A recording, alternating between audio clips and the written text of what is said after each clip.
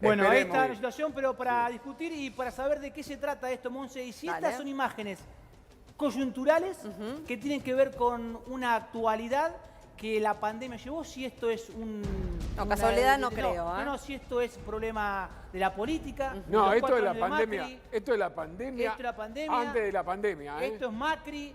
Esto es Alberto. ¿Quién es? Bueno, no sé, pero para discutir el tema está Daniel Lipovetsky, diputado provincial de Juntos por el Cambio, y Juan Manuel Valdés, legislador en la ciudad de Buenos Aires por el Frente de Todos. Juan Manuel, arranco con Juan Manuel o con Daniel, arranco acá que lo tengo más cerca. Juan Manuel, estás viendo las dos imágenes.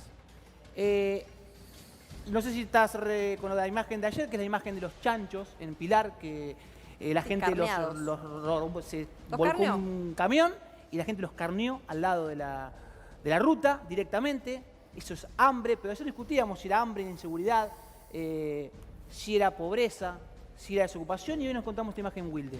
¿Esto es la pandemia o es la política? No, bueno, sin lugar a dudas que la pandemia influye mucho a una situación muy grave que ya sabíamos que existía el 10 de diciembre de 2019 cuando asumimos el gobierno.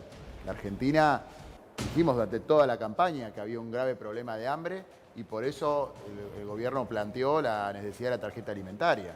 Por eso realizamos ahora el IFE, por eso estamos ocupándonos de este tema. Por supuesto que las imágenes nos duelen, por supuesto que nos duele la realidad que nos toca administrar, pero nuestra tarea es hacernos cargo y nos hacemos cargo permanentemente con las políticas como el ATP, como el IFE, como la asignación universal por hijo, la tarjeta alimentaria, como los medicamentos gratis para los jubilados.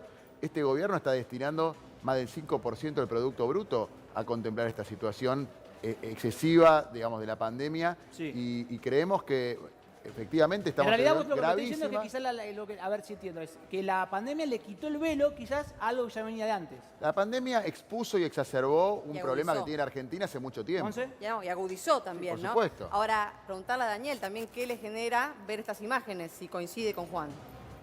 Bueno, por supuesto que tristeza, ¿no? Pero por supuesto es acorde a los números que estamos viendo, ¿no? 3 millones, creo que el último informe del INDEC marcó más de 3,5 millones de personas que no tienen empleo o que buscaron empleo y no lo consiguieron. Es un índice mucho más alto del que existía cuando asumió el gobierno Alberto Fernández. Pero lo que marca Wilde, o lo que marcaba el camión hoy con los cerdos, es una situación que se agravó enormemente con la cuarentena. Parece que después de 7 meses está claro que el gobierno ha fracasado con ese mecanismo para enfrentar la cuarentena en este momento. Por supuesto que cuando arrancó era otra situación, pero claramente el gobierno no tuvo de alguna manera la decisión de poder cambiar cuando la situación necesitaba cambios. Pero hoy, por ejemplo, Daniel, ¿tenés margen para en medio de una pandemia? ¿Tenés sí, margen para mira, el tema recalcular el GPS? Mira, el tema gastronómico. Es inentendible que el gobierno de la provincia de Buenos Aires haya demorado tanto tiempo en habilitar en el AMBA la posibilidad de la actividad del sector gastronómico. Nosotros lo venimos reclamando hace 3 meses, Juan Cruz. Es una necesidad, no solamente por el tema de los restaurantes, los cafés. Por ejemplo, mi ciudad, La Plata, los cafés son parte del funcionamiento cultural de la ciudad y eso está todo cerrado y la mayoría ya no van a abrir nunca más. Bueno. El tema de, hoy todavía en la provincia rige una norma, la AMBA, que prohíbe que los chicos salgan a la calle para tener 1 hora de esparcimiento el fin de semana. Son cosas que es inentendible que el gobernador Kicillof hoy todavía lo siga manteniendo. El gobernador está encerrado en la calle 6 en su residencia, no sabe lo que pasa afuera y no toma decisiones. Daniel, pero usted es bueno, hágame caso, no somos expertos en pandemia. Decir que ahora la cuarentena fue lo peor es no reconocer lo que estaba pasando. A nadie le hace gracia cerrar los bares. Y en realidad el coronavirus lo estamos viendo en todo el mundo. No fue antojadiza esa medida. Yo lo que dije es que fracasó en este momento. En su momento, cuando arrancó la pandemia, y por supuesto nadie conocía cómo se iba a resolver, me parece que fueron medidas que yo incluso las acompañé. Ahora, después con el desarrollo del momento y se fue alargando, había que tomar otras medidas. Por ejemplo, la construcción, que da un montón de empleo. Hoy todavía en la provincia de Buenos Aires no está habilitada en el AMBA la actividad de la construcción privada, salvo para viviendas unifamiliares. Lo que genera la construcción para la economía. Tenemos una economía hecha pelota hay actividades que es injustificable hoy que apuesto a su criterio. ¿No le da la sensación de que periodistas, dirigentes políticos, dirigentes sindicales, somos los plateístas que tratamos de enseñarle a patear a Messi? Porque yo creo que si hubieran sido gobierno ustedes, tampoco hubieran tenido solución para la pandemia. No, yo no digo que... no es solución, es tomar decisiones distintas para que la situación económica no termine con que para 15 puestos haya 1.500 personas. Bueno, ahí te pregunto y le preguntamos a Juan Manuel. Juan Manuel, estabas escuchando recién a Lipovetsky. Está siendo muy duro con la administración.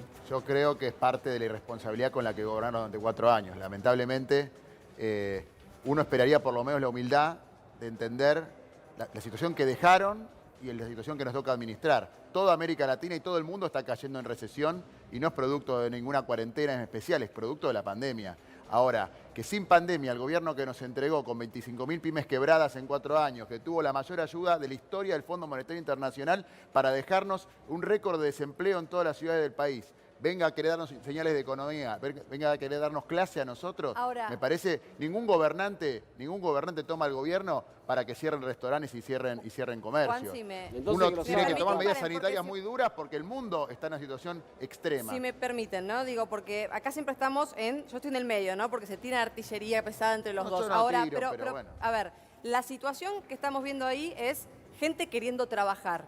Y es verdad que hubo muchos paliativos, el IFE, el ATP, que ayudaron a pasar un poco mejor. Pero digo, no es hora, la mitad de los chicos en este momento son pobres, de 0 a 14 años, la mitad. Digo, no es hora de profundizar en un plan de trabajos para ayudar a toda esta gente y no solamente a los más jóvenes que buscan su primer empleo. Se está haciendo, también a los más grandes. Se hace porque el gobierno viene inyectando recursos para reactivar la construcción, como es el plan Procrear, como significa el potenciar trabajo del Ministerio de Desarrollo Social. Muy importante. Una infinidad de programas para reactivar la economía. Ahora, magia no podemos hacer. La mitad de los chicos eran pobres cuando tomamos el gobierno. Por eso en el digo 2019. que no es una cuestión de echárselo ni a vos ni a vos. Esta situación, imaginémonos cuán grave sería que además de que la mitad de los chicos sean pobres, tuviéramos 100.000 muertos por la pandemia. Digo, no estamos optando por el bien ideal, estamos optando por el mal menor en una situación que es muy mala para todo el mundo. Suena Lipovetsky, suena como que en el frente de todos siempre se le exige a la oposición lo mismo, la autocrítica. Y cuando uno los escucha, es como que no hay una autocrítica. Perdón, yo, a ver, soy el primero Quizás que... vos, en yo tu soy caso el primero no que vengo reclamando, sí. que vengo y he hecho... Lo reclamás en campaña. Lo reclamando en campaña, exactamente. Así que de ahí no. Yo creo que, a ver, lo que me parece que hay una equivocación... Perdón, es... no hay que desconocer las 25.000 empresas, dice Juan Manuel, que bueno, las pymes que quebraron. 25.000 que van a ser muchas más, pero digo, yo lo que digo es, me parece, claramente que la pandemia es un desafío para todos los gobiernos. Eso nadie lo duda, el gobierno nacional y los gobiernos provinciales. Para enfrentarla vos tenés que tener equipos acordes a esa decisión, más cuando vos te arrogás como gobierno la decisión de qué funciona y lo que no funciona. Ahora, lo que yo digo es, ¿tiene sentido, por ejemplo, que hoy salimos de acá del canal, cruzamos, si querés, el puente, vamos a Avellaneda y vamos a ver durante el día una alta actividad? En la Ciudad de Buenos Aires pasa lo mismo. ¿Tiene sentido que hoy, por ejemplo, tengamos actividades que no funcionan? Te voy a dar un ejemplo. Por ejemplo, hoy me vinieron a ver las escuelas de danza. Están cerradas las escuelas de danza que podrían funcionar. Son pymes, micropymes, que gente que vive de su trabajo y que hace 7 meses que no puede trabajar. Hay actividades que no tienen ningún tipo de sentido funcional. Hay otra que, por supuesto, que sí, es más entendible que no ustedes funcione. la cerraron a todas. Entonces, así que, lo que está pasando es que un gobierno se arroga la decisión de qué funcionar y qué no, y los funcionarios que tienen que tomar la decisión no saben de lo que pasa en la calle. Cuando toman decisiones de ustedes, no sé, hablas de equipo, pienso en Caputo, pienso en Duhovne, pienso en Pratgay, el mejor equipo de los 50 años que sin pandemia destruyó el tejido industrial argentino, que sin pandemia cerró el Ministerio de Salud, el Ministerio de Desarrollo Social. Social. Un segundo, tenemos un cortecito que... sí, Daniela, cuenta. Hoy estuvo el jefe de gabinete en el Senado de la Nación, en su primera presentación ante el Senado. Escuchen lo que decía Santiago Cafiero de la oposición. Yo creo que la oposición, si no baja los decibeles, si no deja y se aleja del discurso del odio, va camino a convertirse en una derecha, en una ultraderecha antidemocrática. Daniel. No, me parece que, digamos, la verdad que este tipo de divisiones la genera el propio oficialismo. Primero que, por supuesto que, insisto, hay montones de dirigentes de Juntos por el Cambio que hemos acompañado y hemos entendido un montón de decisiones y no tenemos un discurso del odio de ninguna manera. Me parece que generalizar es como generalizar, Daniel, que a ver que todos son Bernie en el gobierno de Kicillof, por ejemplo, o en el gobierno nacional. Y no son todos igual que Bernie, claramente lo hemos visto. Entonces me parece que no ayuda. Si Santiago Cafiero justamente quiere justamente un planteo de trabajar todos juntos, debería enfocarse en hacerlo y no tomar decisiones unilaterales, como por ejemplo cuando le quitó un punto de coparticipación en la Ciudad de Buenos Aires sin siquiera tener un consenso necesario, un debate necesario. Me parece que hay que salir un poco de esas divisiones y después también salir un poco de, a ver, siempre hablamos de que la patria es el otro. Me parece que el gobierno hoy está cambiando esa frase por la culpa es del otro. Me parece que no es la mejor manera de enfrentar la pandemia. Sí, le iba a preguntar a Juan Manuel, la necesidad tiene cara de hereje. Y la verdad que la Argentina va a tener mucha necesidad después de este efecto terrible que va a tener la economía el COVID-19. ¿Qué va a pasar con la ciudad de Buenos Aires? ¿Nos podemos quedar sin espacios verdes, por ejemplo?